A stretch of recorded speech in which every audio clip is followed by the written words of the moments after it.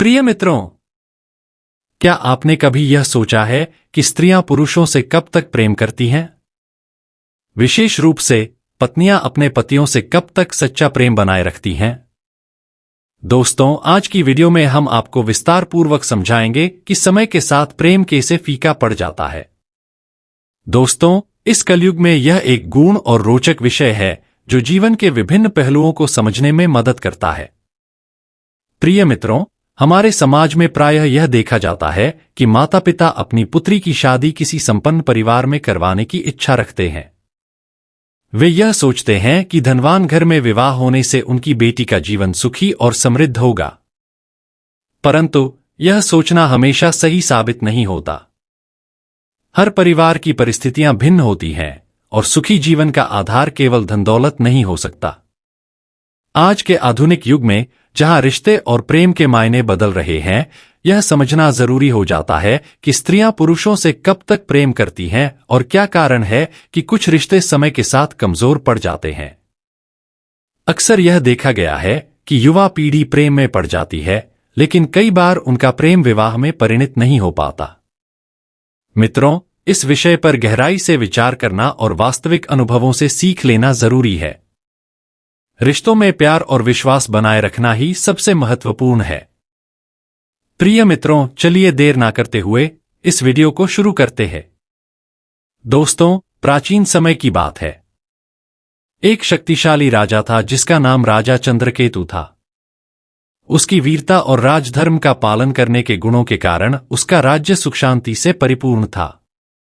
राजा बुद्धिमान था, लेकिन उसका हृदय प्रेम और मोह के बंधन से परे नहीं था।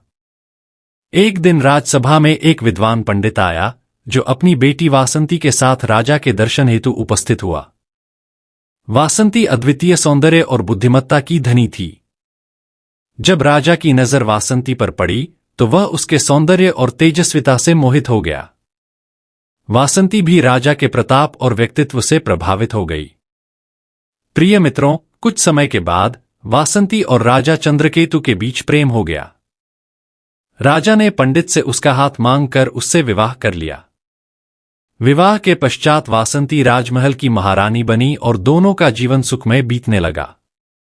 लेकिन समय के साथ वासंती के मन में एक विचित्र असंतोष पनपने लगा। राजा अपने राज्य के कार्यों में व्यस्त रहता, जिससे वासंती को समय और ध्यान की कमी महसूस होने लगी।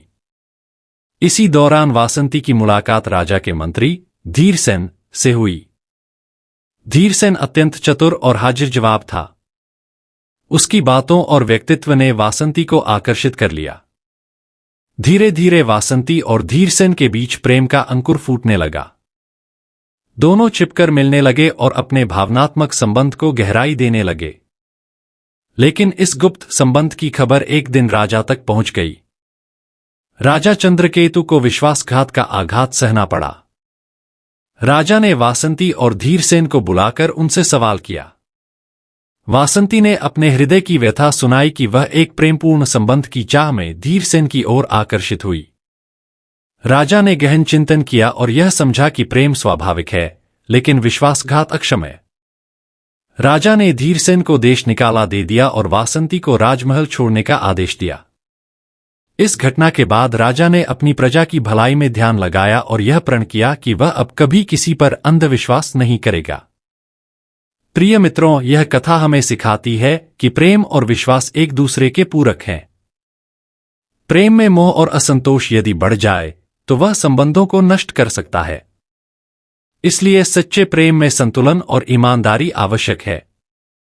दोस्तों, अगर हमारी यह जानकारी आपको पसंद आई हो तो वीडियो को लाइक और चैनल को सब्सक्राइब जरूर करें। धन्यवाद।